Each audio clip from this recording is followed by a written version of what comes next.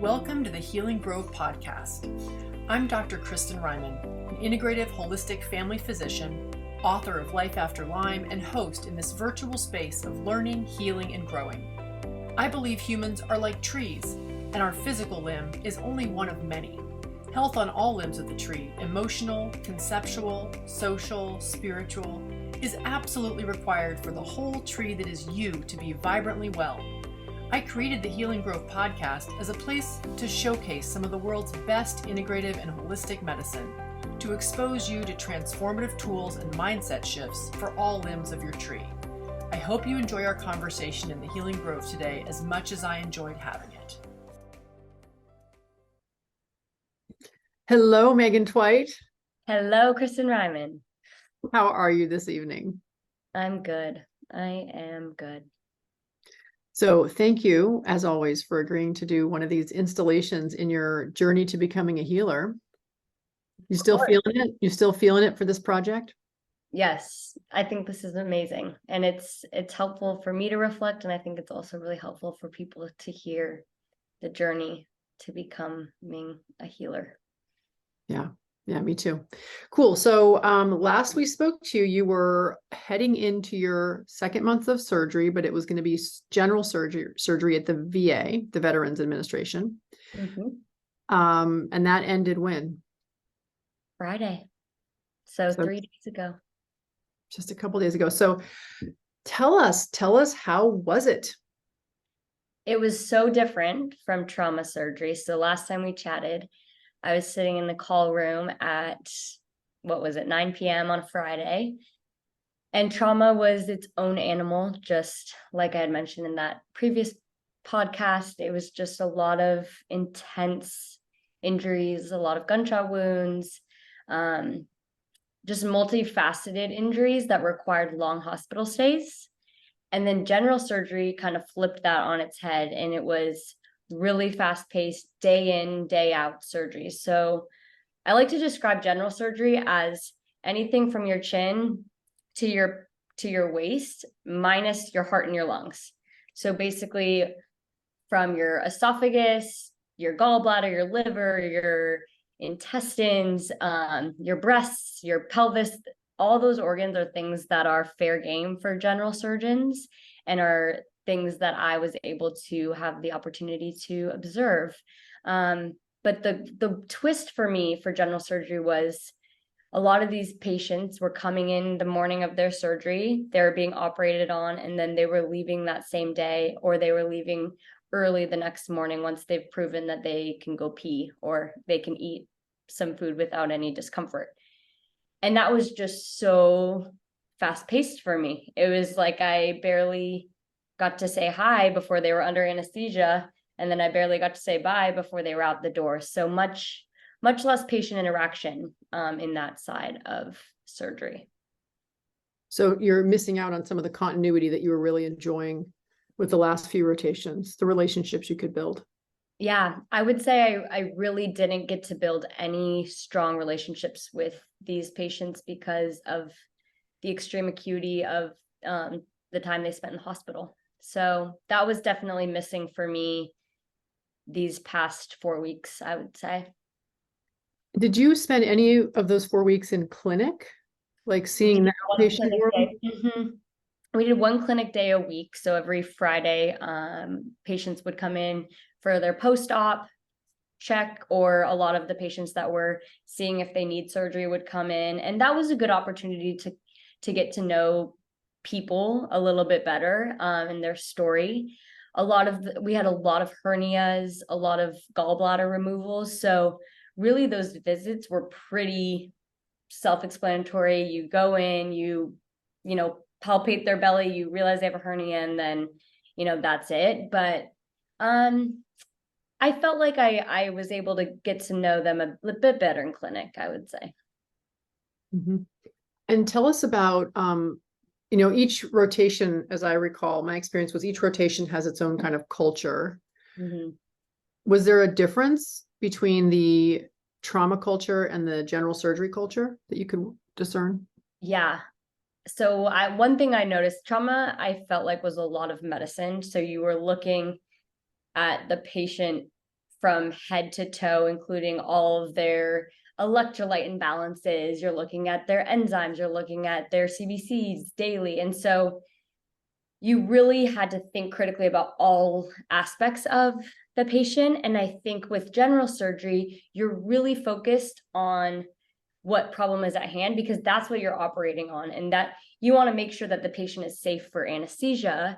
But once they've been cleared for that, your main focus and your expertise is on that one entity that they are having looked at today. And so if it's a gallbladder removal, you're not worried about their, past medical history or their hypertension or you're not worried about much except for just getting that gallbladder out.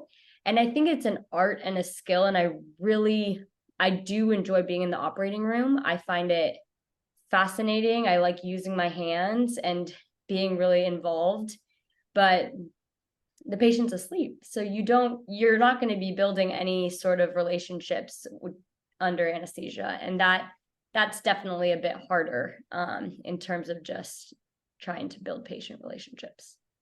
Mm-hmm. Well, and also, I think for you and me, we think we share this. I found so much of the meaning in my work coming from relationships. 100%. So much of the feeling you have when you go home after a long day of feeling connected to people is sometimes what sustains you. Yeah. I really have started to come to the understanding of why I'm doing this. And I've started to think a lot more critically, because it's such a time commitment. It's such a life commitment. And if I don't know my why, it feels like every day is going to be a drag. So I've started to try to figure that out. And where I feel the most proud and fulfilled and like I'm doing a service to these patients is creating a safe space in an environment that is filled with fear and vulnerability. And I feel like that is my role. I really do. I think that's why I struggled in general surgery, because I would see them before the operation and sit with them and tell them what's going to happen and, reassure them that everything was going to be okay. But then it was like that, the surgery happened, and then they were gone, and there wasn't much more for me to have said or done or impacted them. And so with that being said, I actually had a little bit of a spark moment, and I'm still trying to figure out what I want to do in medicine, but I actually got really excited about a surgical specialty. We at the VA, we do a lot of mastectomies, a lot of if a woman has breast cancer and is needing a mastectomy, our general surgeons perform those. So I got it to scrub in on a number of mastectomies. And then after the mastectomy, the plastics team comes in, and they, depending on the conversation they had with the patient prior, will do some sort of reconstruction, whether that's implants, expanders, flaps. And I had this desire to just stay in the OR and just observe, because these badass women walked through the door and I was like, whoa, what are they about to do? This seems like it's going to be pretty cool. They started playing music, and we weren't listening to music before. And it just felt like a different energy walked through the door. So I was like, I'm interested in this specialty surgery field of plastic surgery. So can I just sit? And they're like, sure. So I stayed in there, and it was fascinating because all these operations, you're constantly removing something that is harmful to the patient. So we remove the gallbladder because it's infected, or we remove the appendix because it's inflamed, or we take out part of the bowel because it's herniating, and you're constantly removing things. But this was a moment where they were giving something to this woman to then change her life. And I don't know, there was something so powerful about what they were doing, and these women coming in and giving this woman who had been under anesthesia, didn't know that, or wasn't aware that her breasts were gone, and then next thing you know, she wakes up and there's something given to her that I think was really powerful by these plastic surgeons. And so I am having this moment of, is this something I want to do? Really, truly. And I've been exploring it. I've reached out to some research opportunities here, and it's real. It's something that I'm not just messing like, oh, that was cool. It was something that I actually felt like there was a bit of a spark. Wow. Yeah, well, you did. I mean, you're lighting up just talking about the memory of that. What was the music they were playing? The first song that they put on was Katy Perry, and I was like, okay, this is great. I can work with that. And they're two women partners, and they work at the VA, they operate at the VA, and they have their private practice. And I was like, wow, that's pretty cool that you guys set this up. And they have, they're best friends. They planned their kids around the like opposite times so they could take leave. And I was like, wow, you could do that. Like you could make those sort of relationships and build your practice around your lifestyle. And that's what their big thing was, is like, man, these general surgery residents are just going through it. And I couldn't do residency in general surgery because it's an animal, and they're just exhausted, and I can tell. And I don't think if I had the passion and the excitement about general surgery, I obviously think I could push through those tired days, but I don't think I had it. So it's So okay. what is for those who've never done a general surgery residency, what does that look like? Beyond 4 years of medical school, you match in a residency program, and then what happens? So you match into a residency program, and then you have your 4 years of general surgery. And that's going to be, if it's not a specialty surgery, so there's plastics, orthopedics, ENT, and I want to say maybe I don't know if ophthalmology is a surgical specialty, but those specialty surgery options are separate residencies. And then you have your general surgery residency. So you go for 4 years, and then from there, you could either specialize into cardiology or pulm, or you could be a general surgeon. So it's an additional 4 years. And then depending on if you want to further subspecialize, it's an additional X number of years. So for plastics, do you have to do general first and then you do plastics? You have to do some general though. Don't you do like an intern year in general? No, so they have an integrated program now. So you apply into plastics, and it's 4 years, but you're in a different cohort. You're not training identical like with the general surgery residents, if that makes sense. Okay. Interesting. I think it's a bit different from when I was going through it. Yeah. Wow. Well, that's exciting. It's That's really exciting. incredibly competitive. Yeah, I know that one. Yeah. So that's the other tricky thing, because people nowadays have decided to take after med school, take years to do research years. And now, once one person's doing it, now everyone, in order to get into these competitive residencies, if you're not taking research year, you're at a disadvantage. Yeah. So it's just prolonging it even more. Well, I mean, a lot of people do research while they're in medical school and residency too. Mm-hmm. Is that a possibility for you? It is, and I'm trying and I've done a couple things with ortho surgery, and it's just hard. I mean, your days are long, and then to add these research projects and writing papers and getting published and trying to apply for grants, it just adds another level. And that's why, you become a competitive applicant the more publications you have, and it makes sense. But there's a little bit of a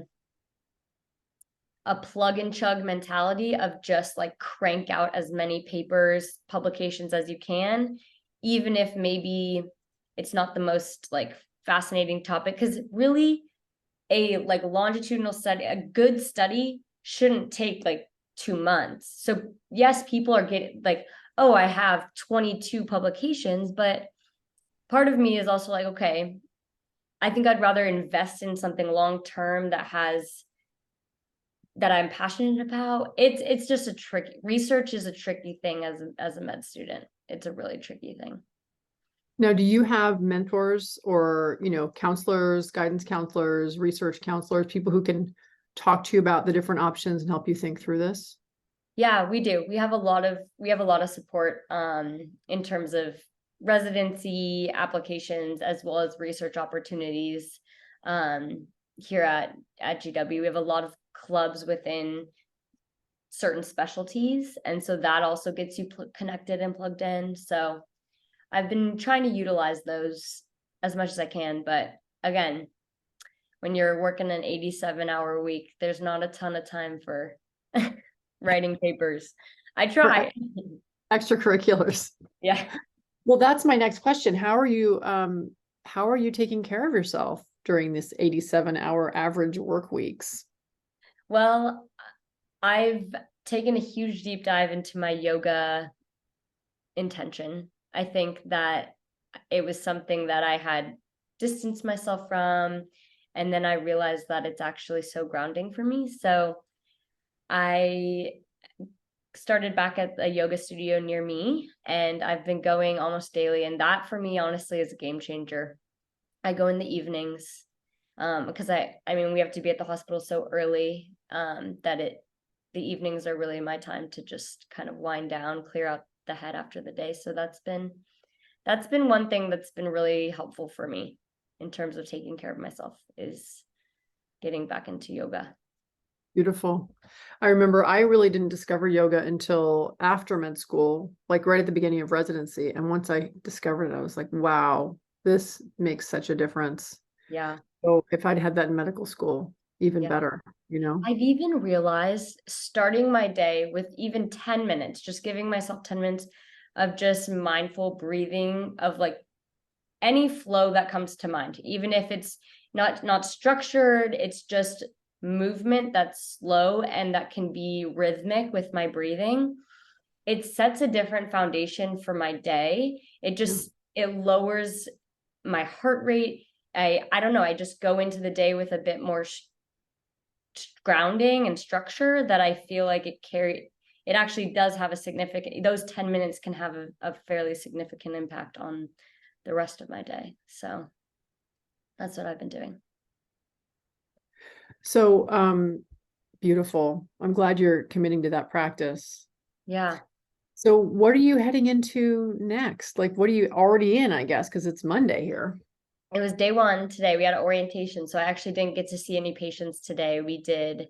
I'm now in psych, so psychiatry at George Washington. George Washington is a voluntary psych center, so all of the patients there have chosen to admit themselves, which is very different from a lot of our affiliated institutions and where some of my peers are at, where it's involuntary. So Meaning I think someone's a danger to themselves or others, and so they're committed essentially for, usually it's 3 days, right? And then they can demonstrate that they can come out after that. But so you're basically place where it's maybe less acuity. Mm-hmm.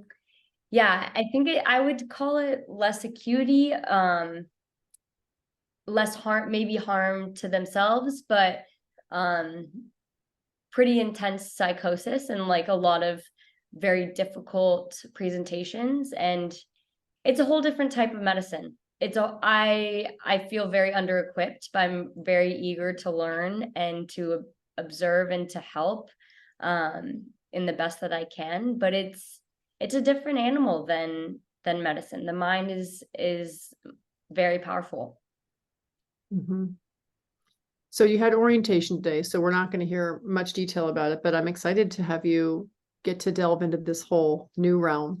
Before we talk any more about that, though, let's go back to surgery, because I love the story of your, the women walking in and rocking out to Katy Perry, and I love the idea of like your brain getting like super excited about possibly that specialty. Are there any other high points that you want to share from your month in surgery? I think it's maybe, I don't know if this is a high point, this is an observation, but there's just so much innovation within the operating room that's fascinating. I mean, there's robots.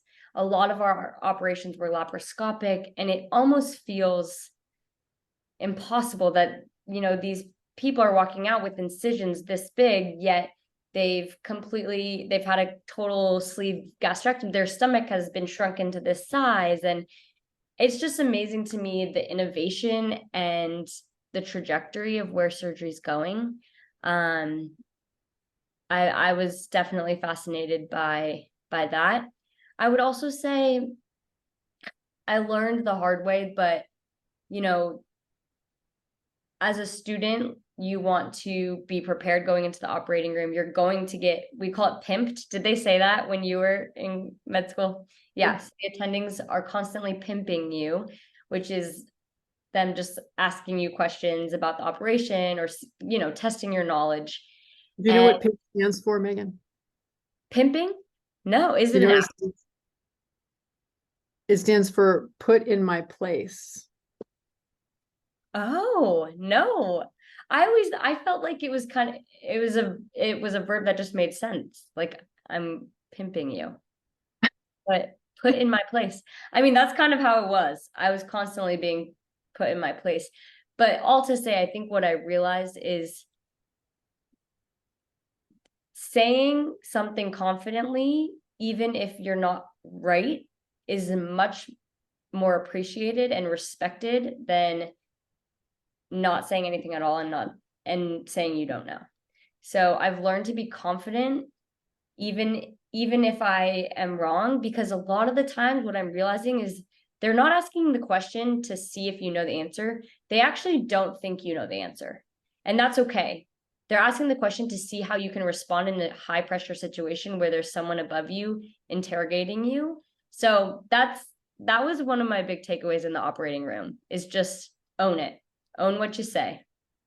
Say it with confidence. So this was a term that I like to throw around in my training, which was misinformation with authority, because that's good. Totally rewarded. And people often wonder, like, why does my doctor talk to me as if like they're always right? Well, because it's totally rewarded, and the opposite is essentially penalized in training. Yeah. Yeah. So that fine line of like, when do I pull that out and when do I be a humble learner? I mean, it's tricky. It's very tricky. You can't be too curious, but you have to be curious enough. It's don't ask too many questions, but show you're engaged. It's very you're walking a fine line. Yeah. How are you managing the stress of that? A lot of students that I worked with over the last decade would say this is just, it's an impossible situation because you're being evaluated by the same people who you're working with, and they're judging and assessing every single move, and it's very intense. Are you experiencing that? Yeah, you do feel like you're constantly being evaluated, everything that you do. But I think what I've come to realize is, and I think it's maybe easier said than done, but trying to just own who you are and like just being authentically you is actually more appreciated than when you try to have all your ducks in a row and you come in really hot and swinging and you look like that med student that like woke up at 3 a.m. and has been, I don't know why, but I think that we're all human. And at the end of the day, they really appreciate, you putting in hard work, of course, but also you just coming as who you are. And I've been really trying to do that. And just, for rounds every morning, we go see all of our patients, and the med students are the ones that present to the attendings and the team. And I try to take the approach of, this is a conversation, and I'm confident and articulate, but then at the same time, I try to keep it me and not force the things that I think are sometimes expected. It's hard, but I really am really learning to not take things personally. That's been my biggest takeaway, is they're going to come at you. I had an attending say, "You are so lost." And I was like, "Oh, I didn't think I was that lost, but okay." And later I came to realize that wasn't her intent, and she wasn't, there was a lot more going on than just that comment.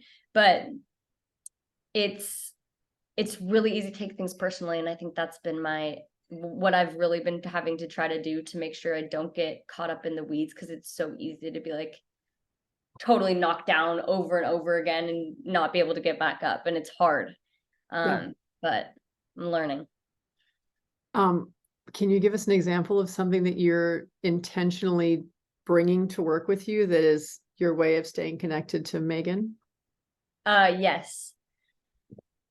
I think, well, I wear all my jewelry, and I usually just, in terms of appearance, show up as who I am versus like trying to be more like professional, I guess. I'm very professional, but it's hard to say. I try to like engage in who I feel like I am in my heart and how I show myself externally.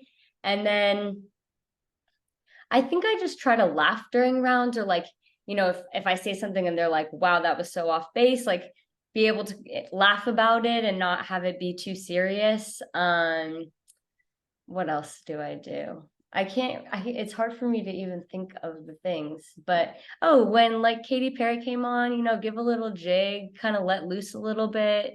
I don't know, not take it too seriously sometimes. I think those are good intentions. It's hard. I had a student who I was coaching once who was in a huge dilemma about carrying a certain colored backpack. Because people would give him flack for carrying this bright red thing around and not kind of like fitting in or looking, more professional, blues and blacks and whatever. Yeah. I mean, it's a tough culture, it's a tough culture. There's a hierarchy that's pretty explicit and implicit at the same time. And you get kind of punished socially for not following. 100%. Yeah. It's supposed to be kind of invisible. That's what I've kind of understood from what the residents are expecting, is that not you're supposed to present, but don't be flashy, don't be in the way, don't ask too many questions. Like at the end of the day, just do your job. And I could see why that person was feeling that way about their backpack, to be honest. Yeah, don't stand out. Yeah. What was the hardest thing about the 2 months of surgery combined?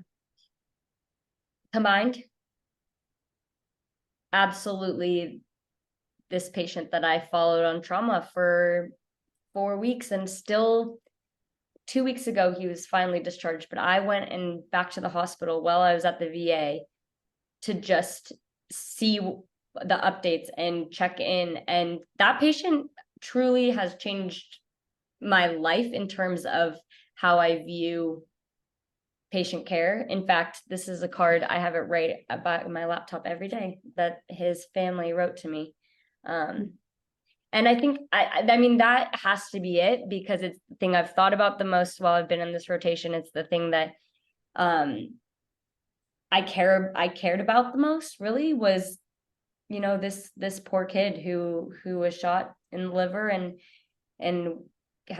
came back to the hospital after we thought we had fixed him. And it was just a long journey, and he had a lot going on. So that was my most, I don't even know what the right word is, but valuable memory, most important memory that I had. Yeah, he had a huge impact on you. What would you say is one of the main lessons you've been taught by this patient?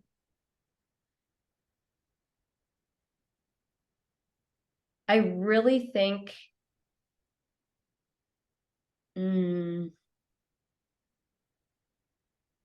so the first thing that came to my mind, but I don't think this is actually what it is, but was medicine is not always the miracle you thought it would be. And that's simply because I was so rocked by him returning to the emergency room 2 days after we discharged him, because I just felt like if you leave the hospital, it means you're healthy enough that the whole team has decided that you are safe, you are well, and you're going back out into the world. And I just had this vision of him, returning to like running, and then it hit me like a train that, there are complications, and things are not linear. Medicine is not linear. So I think the takeaway is that, things are not always going to be as perfect, and the trajectory is not going to be as linear as you may think it's going to be, but that's okay. And he's okay. He really is. And I had a lot of guilt when he came back. I actually felt like it was our fault, and I felt like he was going to not trust me. But the reality is that complications happen in medicine. And I think that being able to handle that is what makes a good doctor, and being able to adjust and adapt and recover from things maybe not going as you planned is really important. Yeah. I mean, it's a good life lesson. Yeah. Yeah.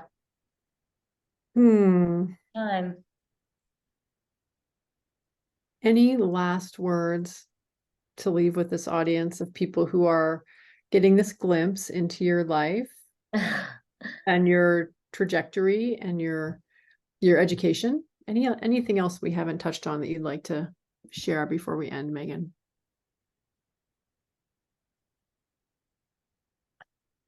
No, I think, as much criticism as the system gets, I think being a med student, I'm realizing how much there is to learn, and there's a reason this process is slow, and there is a reason that our responsibility grows very slowly. And so I'm starting to become more and more grateful for the system, because I think it's teaching me a lot more than I was expecting. And I'm also realizing I'm not as equipped as I believed I was going into third year. So I do have gratitude for the residents and the attendings that show a lot of interest in med students and value their growth, because they were a med student at one point. And, it's not an easy place to be when you don't know very much, but the expectations of you are really high. So I really just am grateful for those that recognize that, but also are there to lend a helping hand and value teaching us. Mm-hmm. Yeah. And at the end of the day, and the end of their lives, you're going to be taking care of them. So right, it behooves them. Yeah. It behooves the people who are further along to lend a hand and a leg up. Yeah. So. Well, thank you again, Meghan. This was amazing. Yes, thank you for having me. I'm grateful. And here we go with psych, a whole new journey. A whole new journey. I can't wait till the next installment to see what that looks like for you from your vantage. Yep, I agree. Looking forward to it. Thank you, Kristen. Yeah, you're welcome. I hope you enjoyed this episode of the Healing Grove podcast. If you liked it, please be sure to like and subscribe. And if you want to deepen your experience further, consider grabbing a copy of the Healing Grove Playbook. With journal prompts for this podcast and 41 others, it's the perfect place to record your learnings, keep track of the tools you explore, and reflect on your own experience. Finally, it's important to mention that even though I am a doctor, nothing you hear on this podcast, whether from myself or my guests, constitutes medical advice. Any intervention you try should always be discussed with and supervised by a trusted member of your own healing team. Thanks for listening, and see you next time in the Healing Grove.